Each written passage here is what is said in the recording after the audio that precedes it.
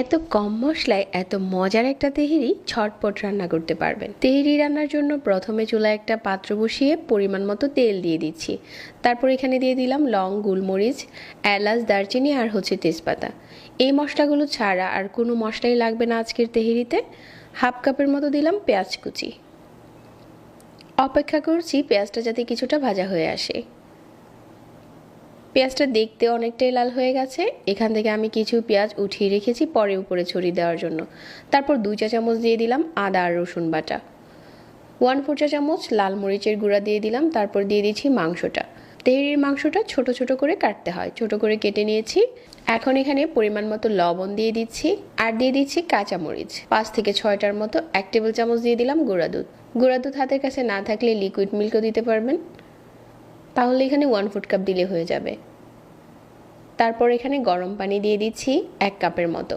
1 cup গরম পানি দিয়ে চুলার আঁচ কমিয়ে মাংসটাকে ভালো করে সিদ্ধ করে নিচ্ছি যতক্ষণ না মাংসটা নরম হয়ে আসছে। তারপর এখানে 2টার মতো আলু ছোট ছোট টুকরো করে দিয়ে দিলাম। তেহেরিতে আলুটা দিলে খেতে বেশি মজা হয়। আবারও ঢেকে দিলাম। এখন এখানে একটা কাপে নিয়ে নিচ্ছি 2 টেবিল চামচ গুঁড়া দুধ। তারপর এখানে 1/4 কাপ পানি দিয়ে এই গুঁড়া দুধটা ভালো করে গুলিয়ে নিচ্ছি। আমার এখানে আলুটাও ভালো করে সিদ্ধ হয়ে গেছে আর তেহেরির মাংসটাও ভালো সিদ্ধ হয়েছে। এখন ঠিক এই পর্যায়ে আমি এখানে আরও একটু নেড়েচেড়ে মিশিয়ে নিচ্ছি সব কিছু। তারপর এখানে চিনি গুঁড়ার চাল দিয়ে দিচ্ছি 3 কাপ। 3 কাপ চাল আমি পর্যাপ্ত পরিমাণের পানি দিয়ে ভিজিয়ে রেখেছিলাম 30 মিনিট। তারপর ওই চালটাকে পানি ঝরিয়ে দিয়ে দিচ্ছি আর সব কিছু একসাথে করে নেড়েচেড়ে মিশিয়ে নিচ্ছি। এখানে দিয়ে দিচ্ছি আস্ত কাঁচামরিচ 5 থেকে 6টার মতো আর যেই গুঁড়া দুধটা গুলিয়েছিলাম ওটা দিয়ে দিচ্ছি। ফুটনো গরম পানি দিয়ে দিচ্ছি আমি এখানে 6 কাপ। তারপর সব কিছু আবারও নেড়েচেড়ে মিশিয়ে নিচ্ছি।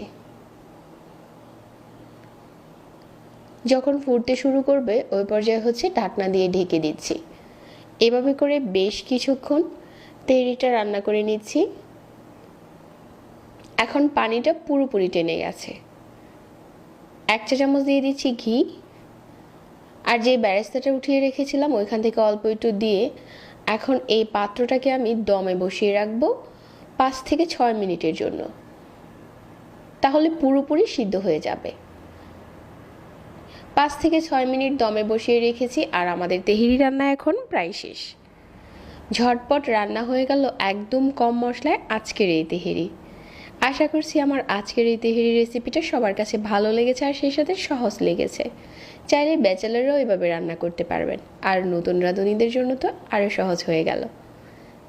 সহজ সহজ রেসিপি পেতে পেজ ফলো করতে ভুলবেন না। যারা এতক্ষণ সাথে ছিলেন সবাইকে আবারও